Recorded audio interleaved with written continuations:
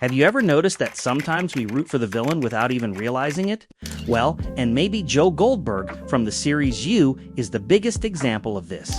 How can someone so dark awaken so much empathy? Maybe the answer is more uncomfortable than it seems. Joe is a monster made of pains that look a lot like ours, and this is where the controversy lies. Because deep down, he is not just an obsessed psychopath, but a reflection of fears that we all carry. Fear of being rejected, of being abandoned, of not being truly loved. The difference is that while most people keep these wounds in silence, Joe turns them into choices that cross all limits.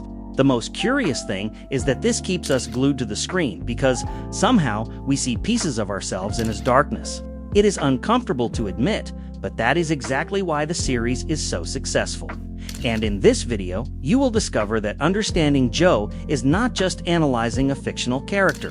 It is also understanding how traumas can shape our own relationships. But first, if you are a fan of cinema psychology and want to understand the mind behind your favorite character, subscribe to the channel so you do not miss any video.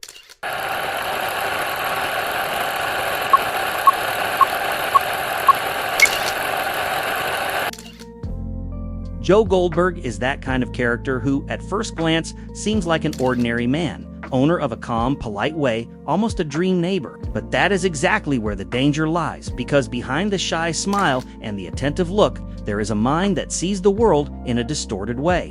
He does not see himself as a villain, and maybe that is why so many people find themselves sympathizing with him, even without realizing the abyss that exists in his actions. Imagine someone who, instead of just observing, decides to live the life of the other intensely, almost suffocatingly.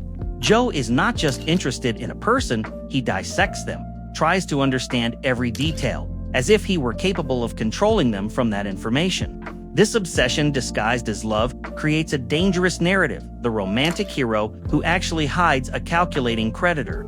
That is where his story becomes more intriguing. The curious thing is that Joe does not appear as an obvious stereotype of a psychopath. He is charismatic, articulate, has a sense of humor, and even shows empathy in strategic moments. He is like that coworker who seems too kind but who, if we look closely, might be hiding something dark. And this ambiguity is what makes him fascinating. Is he a monster or just someone deeply broken? In his essence, Joe carries the mark of someone who never really felt seen. That is why he desperately tries to fill this emptiness through intense relationships and absolute control over the other. He sees himself as a savior, but his actions reveal a manipulative and destructive side. The contradiction is so big that sometimes the audience almost forgets the crimes and gets lost in the charm of the character. What differentiates Joe from other dark characters is the fact that his narrative is always told by himself. We enter his mind, hear his thoughts and justifications. And here is where it gets complicated. We begin to understand his dilemmas even when they make no moral sense. It is as if we were invited to sit in the passenger seat of a dangerous mind while he drives without brakes. This closeness generates a strange feeling, the feeling of rooting for someone we rationally should not root for. How many times have we found ourselves watching and thinking it will work this time? That is the power of Joe's narrative. He creates complicity, makes the viewer an accomplice to his thoughts. And deep down, this messes with us because it reveals how easy it is to be seduced by a good story. Joe Goldberg is therefore a character who mixes fragility and threat, tenderness and violence, love and obsession. He is a distorted mirror of what many people have already lived on a smaller scale: toxic relationships, emotional need, fear of abandonment. Maybe that is why he awakens so much identification. We look at him and somehow recognize fragments of very real human pains. And if Joe is this protagonist who captures us with duality, the big question that remains is, where does all this come from? Nobody is born like this, so full of shadows and contradictions. Behind every obsessive gesture, there is a history, an origin, a trauma that shaped his way of loving or confusing love with control. That is where the story begins to deepen. Trauma's childhood marked by abandonment and violence before becoming the Joe we know. There was an invisible child left aside among screams and slamming doors. His childhood was marked by abandonment and violence, as if the world had decided early on that he would have to learn to survive alone. This does not just mean growing up without affection, but learning to associate love with pain, presence with fear. Anyone who has lived something similar knows these marks do not disappear. They shape everything. Joe learned early to protect himself by creating an inner world, as if it were a secret fortress where no one could hurt him. Only instead of becoming a healthy refuge, this space turned into a ground of twisted justifications. He began to believe that controlling others was the only way not to be abandoned again. And if we stop to think, how many times do we also create defense mechanisms that end up becoming prisons? Abandonment leaves silent scars. It is not like a visible cut on the arm. It is something that pulses inside, in every relationship, in every attempt at connection. Joe, like so many people who grew up in this environment, confuses care with possession, affection with dependence. It is like trying to hug someone while fearing that at any moment they will escape. This constant fear of loss is what fuels his obsession. Maybe the most painful thing is realizing that for him, love is not a light feeling but a fight for survival. He does not love in a healthy way. He clings as if he were drowning and the other person were the only lifeline. The violent childhood taught him that to be loved, he had to adapt, manipulate, control. And this, more than a habit, became a kind of life rule. When a child grows up in a negligent environment, they learn to read signs of danger before they even learn to trust. Joe carries this in every suspicious look, in every act of vigilance. It is almost like a radar always on, detecting threats that often do not even exist. Anyone who has lived unstable relationships knows how this works. The mind creates scenarios that are not always real but feel frighteningly true. Abandonment also generated in him a desperate need to feel special. Joe cannot stand the idea of being just another one because deep down, the child he was still cries out for recognition. That is why when he finds someone who catches his attention, he puts that person on a pedestal. But of course, no one can live on that pedestal for long without falling. And here arises a powerful contradiction. He wants to love, but he does not know how to love without hurting. He wants to protect, but in the process, he ends up suffocating. This dilemma comes directly from the childhood he lived, where the one who said, "I love you," was also the one who hurt. It is no wonder that Joe gets so confused between hero and villain, between savior and executioner. He is at the same time victim and author of his own pain. This first trauma already explains a lot about his way of relating, but it is still not everything. There are other layers, even deeper wounds that help to understand why Joe can never live in peace. And when we start digging into those memories, we discover that his past is not just sad, it is the key to understanding his darkest acts. The violent father figure and the distorted model of love. If there is something that deeply marks a child's life, it is the way they see their parents. In Joe's case, the father figure was not a safe harbor, but a hurricane. He grew up in the midst of explosions of anger, watching what should have been protection turn into threat. And when the hero of the house becomes a monster, the notion of love mixes with fear, creating a confusion that drags on into adulthood. For Joe, his father was a constant reminder that vulnerability was dangerous. Cries, feelings, needs, everything seemed to be a reason for punishment. So he learned to harden, to wear a mask of self-control. But inside, that boy never stopped trembling. And in this way, he shaped the belief that true love is only possible when power is involved. The reflection of this in relationships is brutal. He does not see love as a space of care, but as an arena. For Joe, being in a relationship is almost like being at war, where the one who wins is the one who controls, who dictates the rules, who manages to anticipate. That is why he always seems in a state of alert, as if fighting invisible enemies. This paternal inheritance created inside him a kind of broken compass. While many people grow up learning that love is light, he grew up believing that love hurts. It is as if his brain were programmed to expect betrayals, rejections, or attacks. And deep down, this cycle repeats because he never learned another path. After all, how can you offer what you never received? Domestic violence, even when not directed at the child, leaves marks. Joe was not only exposed to it, but absorbed every detail, turning fear into a survival manual. And as an adult, he reproduces patterns he swore never to repeat. It is that old story. Many times we run so hard from something that, without realizing it, we end up becoming exactly that. The cruelest part is that Joe believes he is being different from his father. He thinks that by watching, manipulating, and controlling, he is protecting the one he loves. But if we look closely, we see echoes of the same behavior that hurt him as a child. It is a silent repetition. He refuses to be the violent father, but deep down he repeats the violence in another form, only now it is disguised as love. This contradiction affects us as spectators because it makes us reflect on how many times we carry family patterns without realizing it. How many of us have repeated words, gestures, or attitudes we hated in our parents? Joe is the extreme portrait of this emotional inheritance. He turns trauma into method, fear into control, and it is precisely this that makes him so dangerous. This paternal trauma helps explain Joe's obsession with fixing love, as if in every relationship he were trying to repair what was broken back then. But instead of healing, he repeats, like a wound that never closes. And as we look deeper into his story, we realize that this was not the only weight he carried. There were still other presences in his life that left equally intense marks. The absence of caring figures and the emotional void. If the presence of a violent father already destroys a lot, the absence of caring figures finishes opening the hole.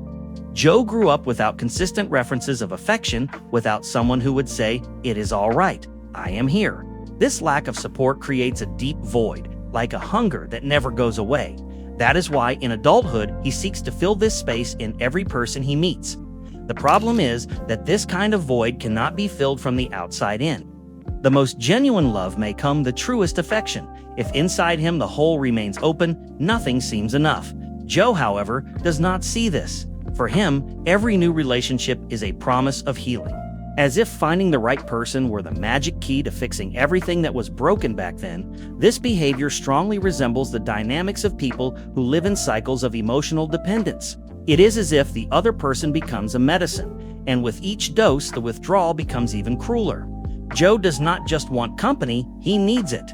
And this need turns him into someone willing to cross boundaries, because for him, losing someone means returning to the original abandonment. The absence of care also generated in him an enormous difficulty in dealing with his own solitude.